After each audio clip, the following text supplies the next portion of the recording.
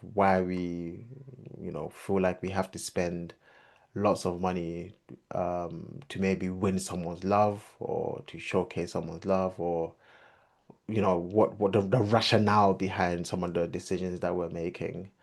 But a lot of the time, there are people who believe that the only way to prove that they care about someone is to spend a lot of money on them, and vice versa.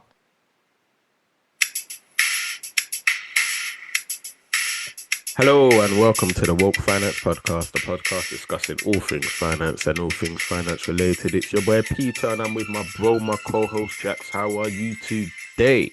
Yes, yes, Peter, I'm doing very well. The year's going by very fast. We've had a very, very, very busy summer. Mm. Yeah, summer's been fantastic. We've worked with so many young people. And yeah, it's something that I've really enjoyed, probably more than usual. But yeah, as we know, there's only a few more months till Christmas, which is quite timely for this episode. Yeah, man, it's definitely been a busy summer, man, from schools to football grounds, and we've been all over working with young people, just trying to support them in understanding personal finance more and relating it to them and just giving out that education. So yeah, it's definitely been a busy summer. And as we go into the colder months, the business continues in a good way. Definitely inspiring and just motivating and just great to see so many young people learn more about personal finance. So yeah, man, may we continue. May we continue. Yeah, I mean, apparently there's a phrase going around that the winter months is what we call the great lock-in. It's Mm. time to lock in. So summer's over. It's time to really get our heads down, get the knees under the table, elbows under the table, roll the sleeves up, and get going. Lock in. That's it. That's it. And as we know, as we're going into the winter months and well into the colder months and towards the end of the calendar year, there is a particular season upon us, which affects many of our listeners and people all over the world. And that's what we're going to be focusing this episode on. But before we do that, just a massive, massive warm welcome to our listeners all over the world, wherever you are. We appreciate, we see you. And we're just grateful for your ongoing support. And by support, we just mean by tuning in. The very fact that you can hear this, you are supporting us. If you ever want to go beyond that, you know what you need to do. We do remind you every now and then, but we really do appreciate. We see it when people like and comment or send us any questions around personal finance to discuss on episodes, whether it's on our social media or wherever you can contact us on, even on our website. So yeah, we appreciate you. So you can definitely continue supporting, and then you can support us in ways that me and Jax will probably never know, and that's continue the conversation elsewhere with your friends, family, on your own social media, using our episode titles as an example to spark a new conversation. So, yeah, man, just a massive thank you all for your ongoing support and in advance. So, as I said, yeah, there was a particular time upon us, and pretty much every year, or maybe every 2 years, we do an episode just reminding people of this particular date, which will never change, and it hasn't changed for a significant number of centuries, I believe. And that is at the 25th of December, otherwise known as Christmas for some, or festive holidays, or whatever you people want to call it. However, the reason why we tend to do an episode is because, like most holidays in today's world, in the Western world in particular, has become monetized, and there's a lot of outgoings during this period as well, or can be a lot of outgoings. And we just chop it up. It's going to be a quick one, just chopping it up, supporting you to understand how perhaps you can stay prepared for this season and not be like many who go through the season and come out with lots of debt and just not feeling happy about themselves from a financial perspective. So, Jax, that's what we're gonna do today, man. Yeah, no, very important. I think Christmas is one of those seasons, probably the most celebrated day or period across the world. And like you said, it's a time where people showcase their love, but often are kind of compelled to showcase their love by buying gifts, spending some money. But we do know for sure that when January comes, lots of data have shown that that's where people really struggle financially. kind of paying for their sins, no pun intended, that took place in December the previous year and previous month.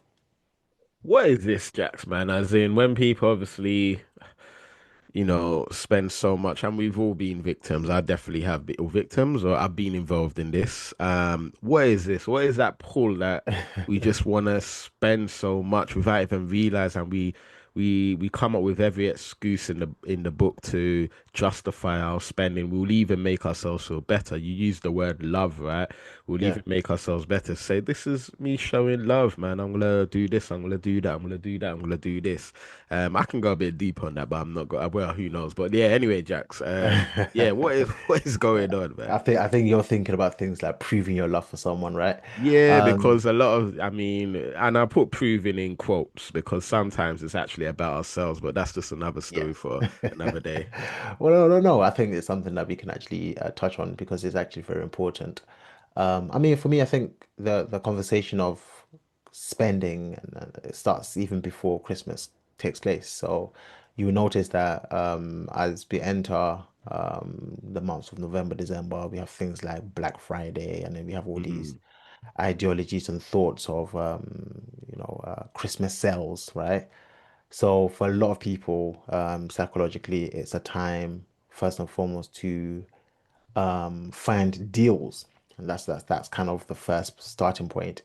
Now, there's a behavioral bias that I touch on quite often, that I see many people demonstrate when it comes to the purchasing decisions, and the terminology is it's called anchoring, which is a form mm, of cognitive error. And cognitive errors essentially is about how we process information, and also sometimes how we try to persevere in our belief systems. But this specific one is more to do with the information processing. Anchoring basically says, and it's to do with numbers, right? So if you see, let's say you went to the shop, and I know Peter, growing up, you like trainers, right?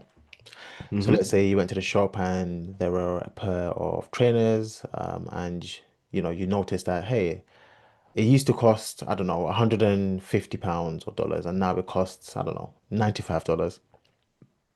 Because you've seen the original price, you then anchor the price of that item and often the value of that item to that price. And so because they've dropped it down to, let's say, $95 dollars or pounds, you start to feel, remember, this is also an emotional thing, you start to feel that this is a good deal and you end up actually making the purchase. mm, Now, there's nothing wrong with that if it's truly a good deal, right? But the question you then have to ask yourself is, let's say if you went into that shop and there was no anchored price, so there was no sell sign, and you just went into the shop and the same trainers, same everything cost £95, but there was no, it used to cost 150. Would you still make that purchase? And mm, the chances are most people probably won't. hmm.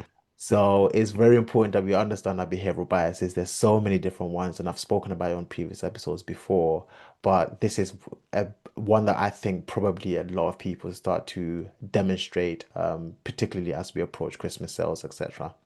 Yeah, in that example, you almost like where you see a sell from 150 all the way down to 95. You almost, if you buy it, when you buy it, you almost leave thinking that you've made a $55 saving. Like that $55 is now in your account or something. Yeah, it was always like you've done something naughty, like you've made a steal that you've got Yeah, an yeah. absolute steal.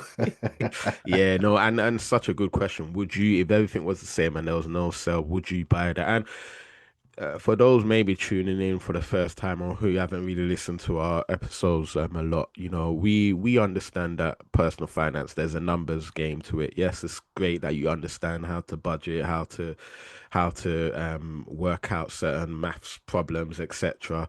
But a large part about finance, which we tend to talk about, this is the behavioral side of things. We understand there's a massive behavioral side of things which dictates our relationship with money. And the reason why we mentioned even just this example, guess who else knows this? Every single advertisement business company, they know this. So they prey on human psychology, call it behavior economics, however we want to describe it. They prey on this and they are able to tap into some of these biases that we have. And that's why they're able to cleverly get us to spend more money.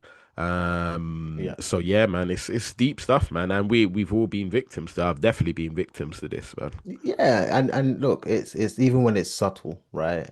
Even when it's we all know that things cost, let's say, £1.99, and why would something cost £1.99 when it clearly is £2? And it's so we know we Uh, can see it. This one is clear, right? But we still, even if it's not, and actually most of the time it's not on a conscious level. A lot of the time, how we are affected is in the subconscious. So, yeah, just keep that in mind, especially as we start to approach the seasons where sell signs start to appear. And yeah, to really lure you in and to cause you to make a purchase, which, buying things is not bad, but, you just have to make sure that you're actually ready to make that purchase. And probably that's what we're about to speak on.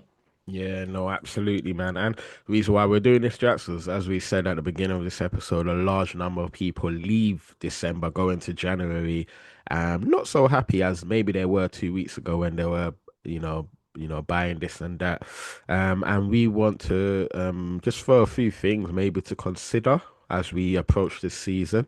So Jax, man, I mean, in no particular order, but what are some of the things that come to mind? And what I would say for our listeners, as I said, we've done a few episodes. We try and do this every year just to catch people in the moment and maybe things have changed and all of that stuff as the years go by.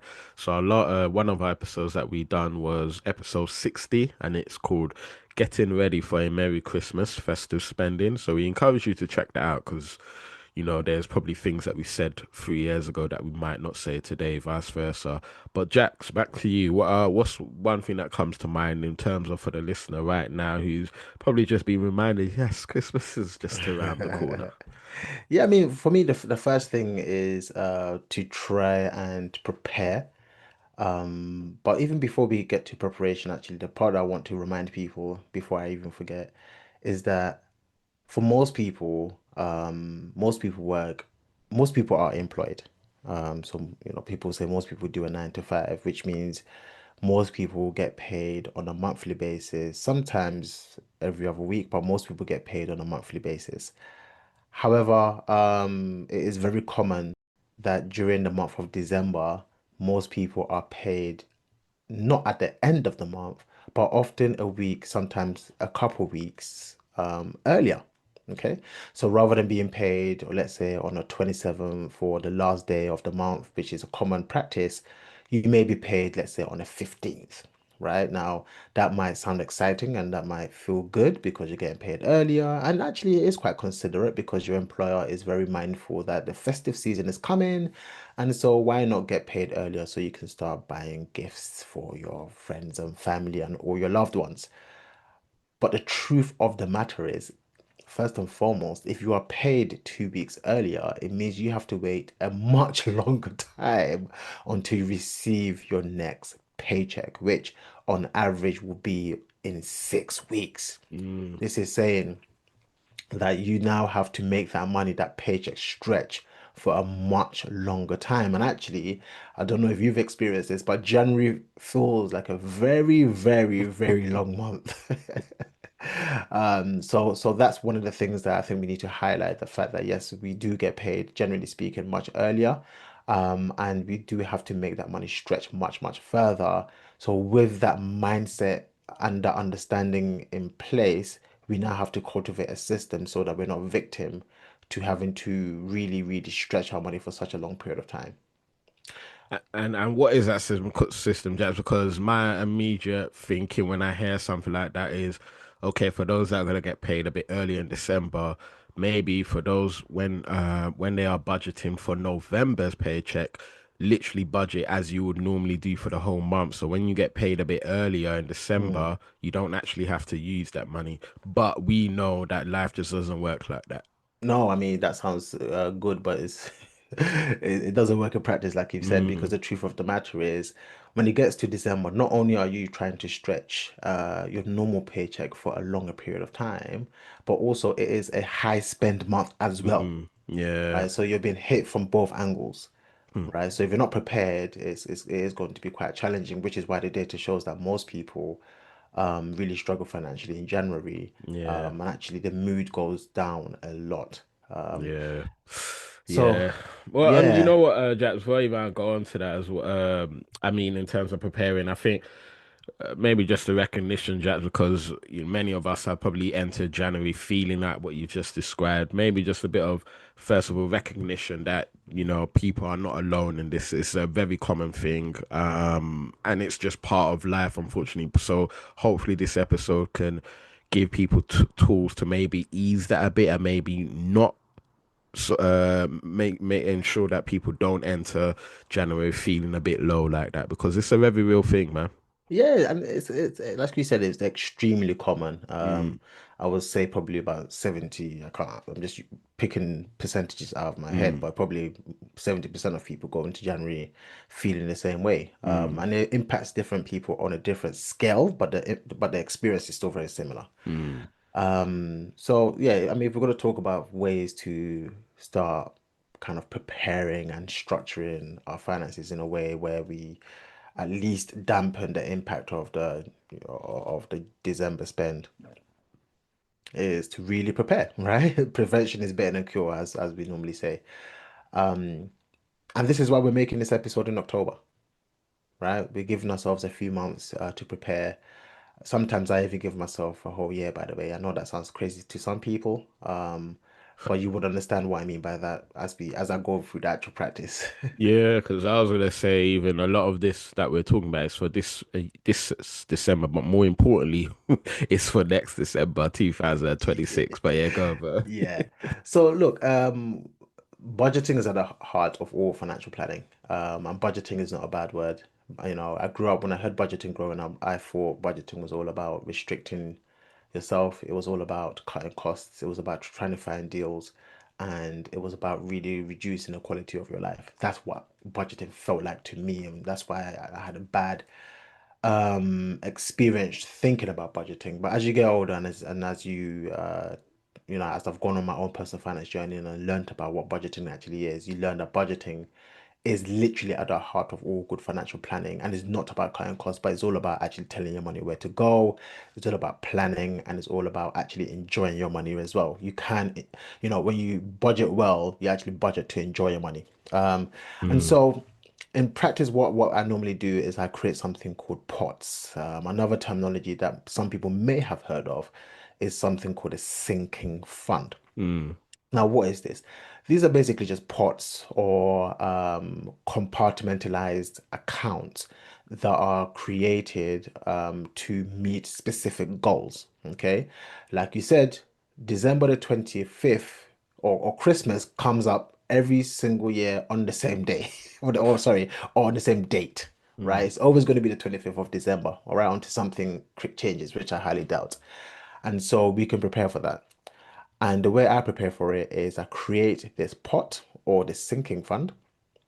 And every time I get paid, a small proportion of my money automatically moves into this account or this pot of money.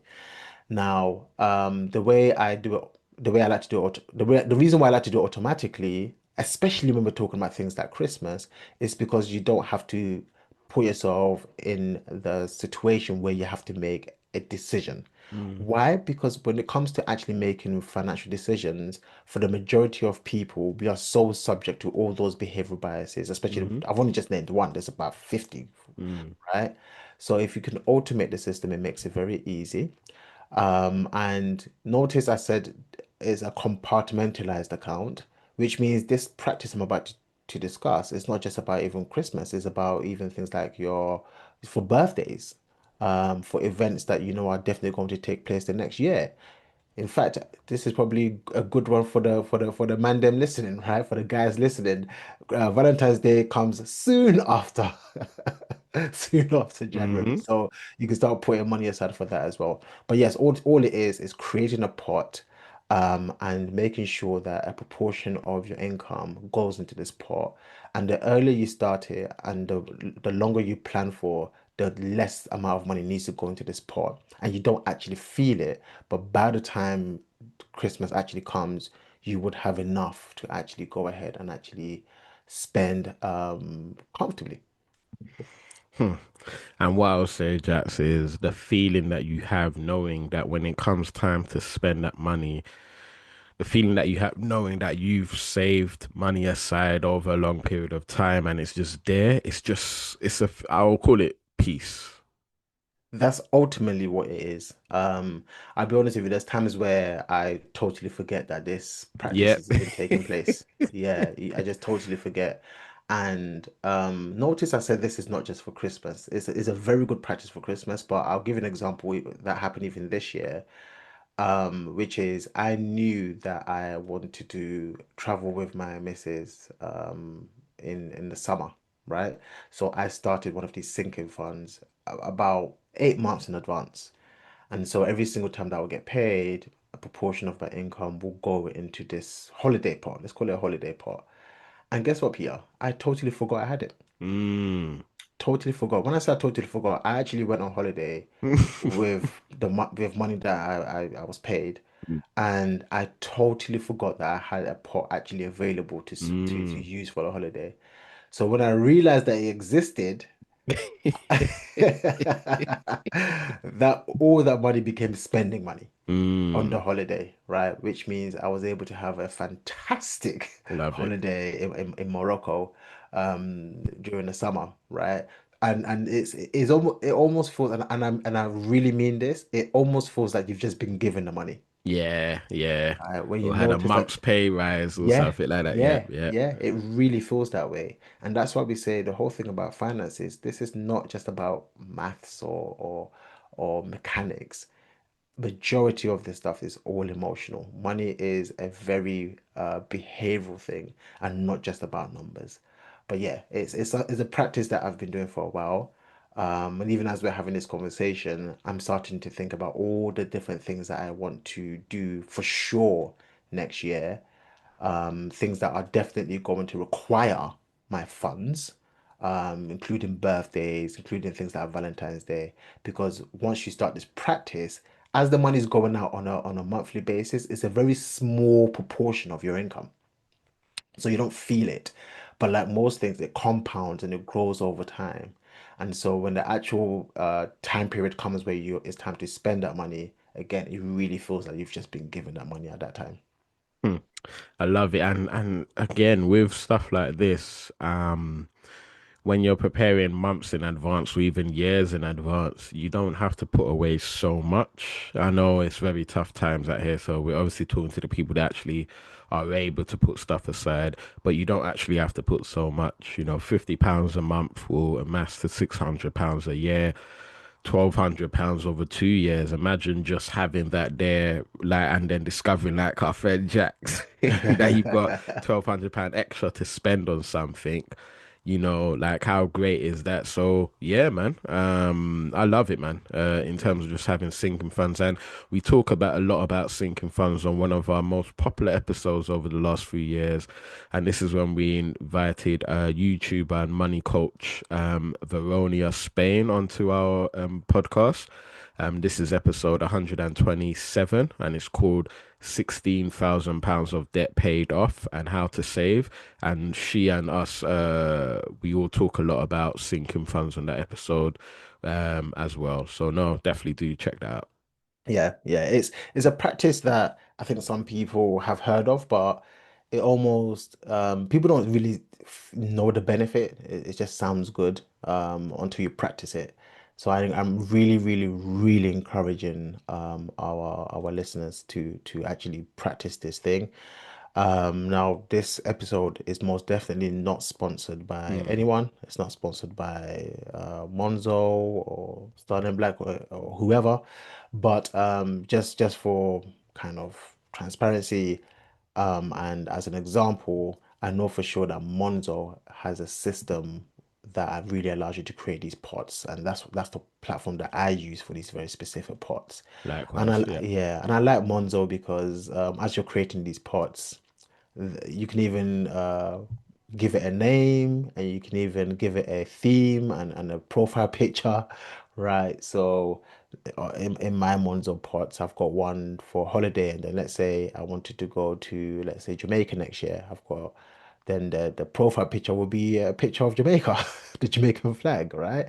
I've even got a pot for my missus's birthday, okay, and the picture that's there is clearly a very beautiful picture of my missus, right? And then I've got one for Christmas, and there you've got a nice Christmas theme, a Christmas tree, okay? Mm. So it really brings the experience to life, and it makes the experience more enjoyable when you actually use platforms that are a bit more modernized.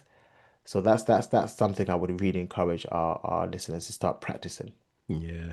Even allows you to set goals and you can see percentage of how much of your goal you've achieved, etc. So no, again, not recommendation, but yeah, Monzo's been quite good for me. Jax, what else can someone be thinking about in the next couple of months? I would probably say start laying the foundation for good conversations. Mm. Good So conversations with who? with the people that are Recipient, potentially potential recipients. no. So look, I and this is what you were saying earlier. The conversation can be much broader. And probably another time we can get into more of the kind of psychology and mental experience and the behavioral side of why we, feel like we have to spend lots of money to maybe win someone's love or to showcase someone's love, or what the rationale behind some of the decisions that we're making. But a lot of the time, there are people who believe that the only way to prove that they care about someone is to spend a lot of money on them, and vice versa. Mm, The recipient believes that if someone spends a lot of money on them, then that person actually cares a lot about them. And I submit to you that that's not true. Not from my experience, anyway. I think one of the things as well that can cause issues, particularly around times like Christmas, is one word, which is expectations. mm, So, in terms of what we can do is, I'm not going to say lower expectations, but I would say start having conversations so that people have realistic expectations. And I'll tell you what I can do. So I'm not an expert here. I'm just giving you guys a perspective. Things that have worked for me in the past and things that I continuously do, which is I make sure that the people that and this is how I start. So you can let me know how you go about doing this as well. But I start off letting people know that I do not require any expensive gifts. And actually, I am a huge fan, and this is true. I am a huge fan of receiving gifts that are actually practical and I'm going to use, even if it only costs $5 or hmm. £5. Socks, all of that, man. That means so much more to me than an expensive gift. For example, my sister, she bought me, she often buys me like something like a scarf or, Mm, and by the way, I had this conversation even for my birthday. So literally on my birthday, she bought me these really, really nice, slippers, but they're quite warm. mm, I don't know what to call them. They're like warm slippers, mm, mm, mm, right? And I started literally wearing it yesterday, which is why it's so fresh in my mind. But it's so useful for the winter mm, month, right? As we get into the colder months, it's so useful, but it's not an expensive gift at all. So it's really setting that foundation, first and foremost as a recipient, to let people know that look, I really just want something that is going to be useful, whether it's a scarf, whether it's slippers, whether it's socks. These kind of things are more important than you going out of your way to try and buy me something expensive. Because guess what? It's not going to make me love you more. mm. That's deep. It's not going to make me love you more. That's deep. Yeah. And then that also helps to set a foundation as to what they should expect from you as well. Mm, Um, so that's the starting point. And then number two, in terms of your own journey, I would say most definitely start thinking about what budget you have. When we talk about budgeting, there's a difference between the budget and a budget, right? And you can flip it around however you want. But a budget, for this example, is the actual budget that you do, but the budget is how much you have to spend. mm, Right? So I think a good practice now is to really start thinking about the budget. How much do you have in order to allocate towards gifts? And be realistic about it and be honest with yourself about it.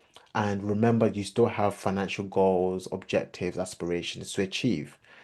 So that's what I'll start doing. Two things: starting to set expectations, both as a recipient and as a giver, and also thinking about creating a budget and having the budget ready to be able to gift things in December. mm. Ooh, yeah, no, I love that. I love that. And as you said, I think the key thing, Jax, is around the expectations. When those are set, if many people try things where they say we're gonna get people gifts, but it can't be over £20, for example. People just try different new and different creative ways of spending during that season or not spending. Sometimes I've heard people say this year we're not spending no money, we're actually just making stuff for each other. Mm. So you get lots of different Yes. so yeah, you get lots of different ways, but I think with all of this, a lot of the things that we've spoken about is just about m money behavior and our understanding to money. Jack's mentioned a really good point about sometimes people attach the value of an item that we buy for someone to the amount of how much we love someone, and that's just not reality. But again, we're trained sometimes to give that way and even to receive that way. Sometimes people think the more money someone spends on me, the more they love me. And I definitely want to point our listeners to a very good episode we done where we invited Mind Over Money founder Crystal McGilvery on episode 177 and 78. And we talk a lot about finance behavior. She talks a lot about psychological safety and just find our behavior to finance and how our upbringing can influence how we view and how we view spending and receiving all of that stuff. So that's quite interesting. And finally, Jax has spoken a lot about things like cognitive errors and different emotional biases. Mentioned also anchoring. Do check out episode 173. It's called Anchoring, Emotional Biases and More, the psychology behind why people are bad at stock pickers, but it's also really interesting to understand how people spend their money. So yeah, we encourage our listeners to really tune into these episodes because it just teaches us a lot about ourselves as well.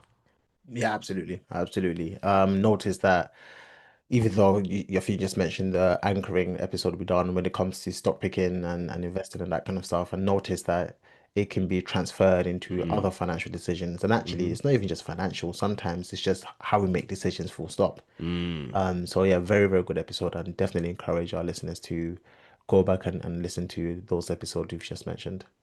Absolutely. All right, Jats. I mean, our listeners by now are thinking, okay, I got 3 months now.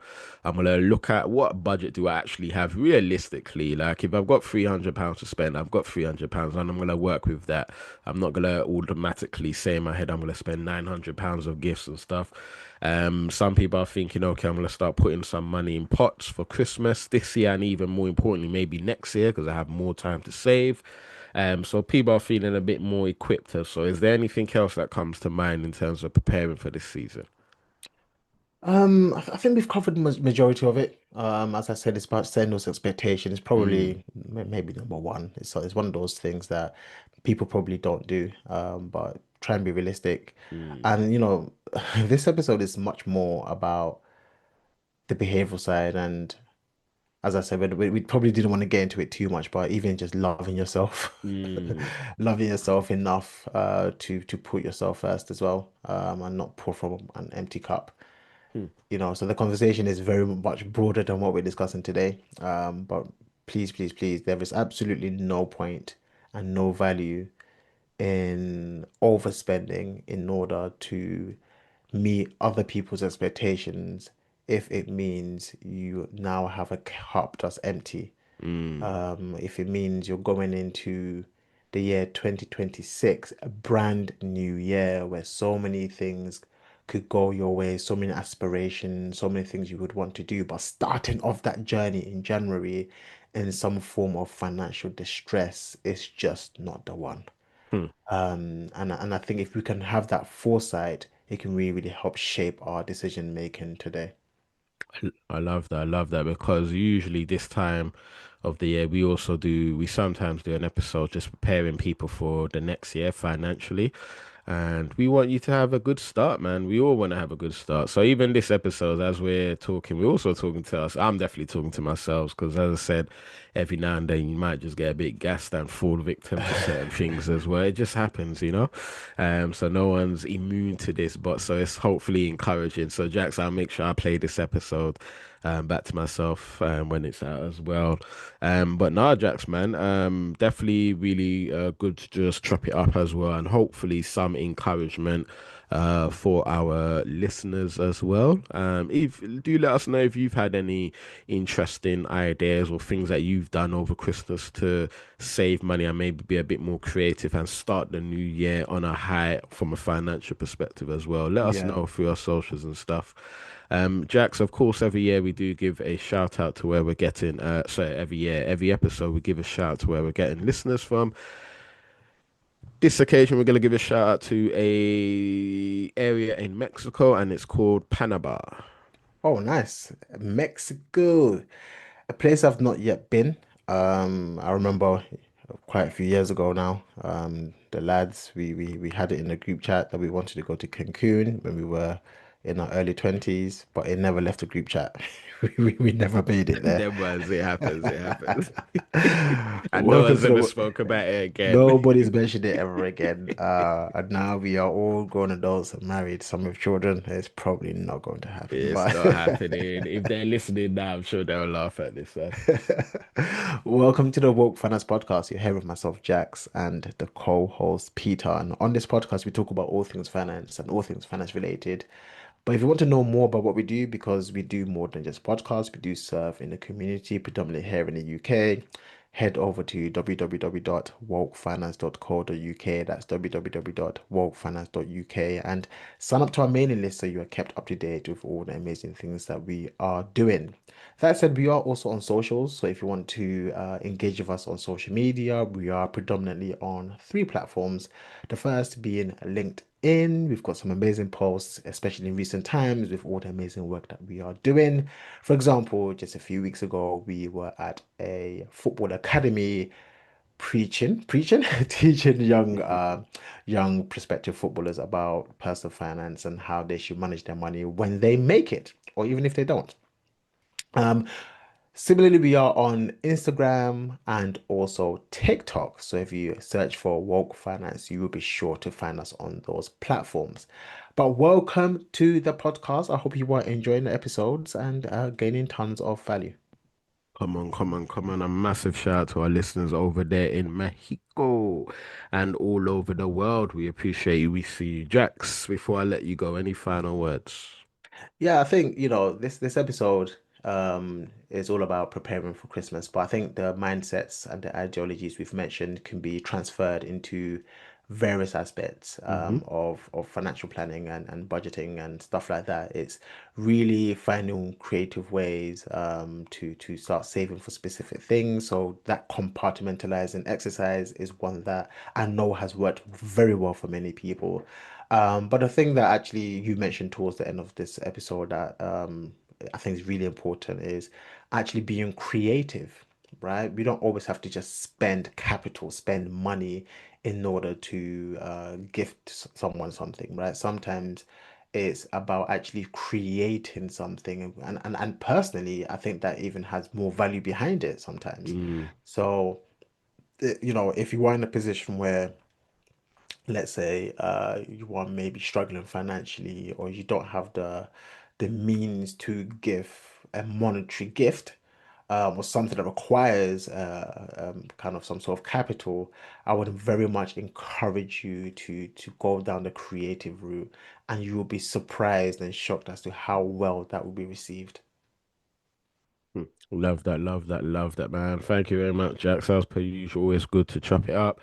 Listeners, stay tuned for any more episodes we got coming up in terms of preparing for the following year, even. And yeah, happy planning for Christmas 2025 and 2026 and beyond, man, because it doesn't stop. And it's not just about Christmas, but as Jack said, just about a way of living. So hopefully these tools have been useful to you. And most importantly, remember all, Stay stay woke.